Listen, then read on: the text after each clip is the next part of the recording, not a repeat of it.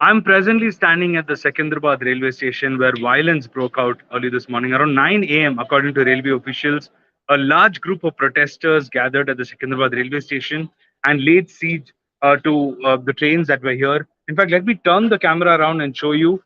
Um, this is one of the bogies that was gutted in the fire. Similarly, there are several bogies that were gutted in the fire right here.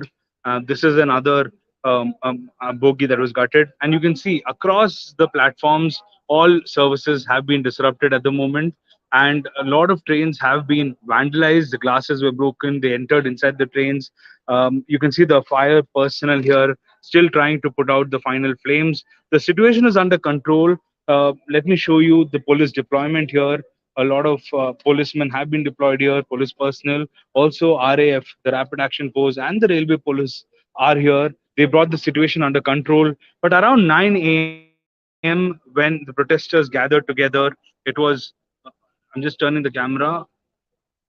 Yeah, around 9 a.m. when the protesters gathered in large numbers, it inconvenienced the passengers who were supposed to reach Secunderabad railway station and also travel from Secunderabad railway station. It caught the officials unaware. Initially, they were not sure who these protesters were because there was no clarity. The NSUI, there were reports that NSUI is involved. However, Venkat Balmur, the president of the Telangana unit of the NSUI, has categorically stated that NSUI has nothing to do with these protests.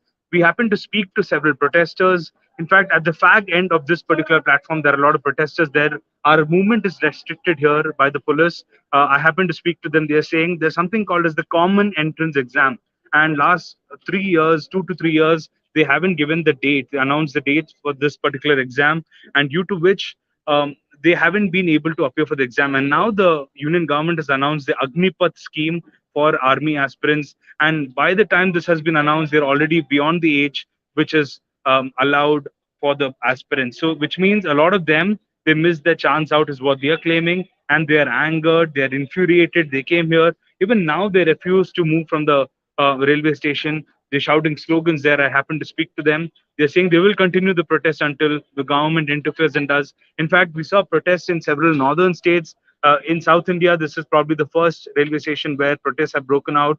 Around 9 o'clock, the protest started until 10. They were protesting. They vandalized several trains. In fact, they also went to the cargo station and they also removed the cargo from the bogies and put it onto the railway tracks and set it on fire. Very soon, the railway police had to intervene. We're also hearing that aerial shots were fired. 4 to 5 people have been injured. Protesters have been injured in the scuffle that broke out. They have been moved to Gandhi Hospital. We had the police officials, A.R. Srinivas from the crime department of the police, confirming that 4 to 5 people have been moved to the Gandhi Hospital and they are under treatment. We will have to wait and watch how this turns out. As of now, I can confirm to you that the situation is under control. The protesters continue to gather there and they are sloganeering, but they're not on the platform. At the platform, the railway police and the RPF and the RAF are here, and the situation is under control.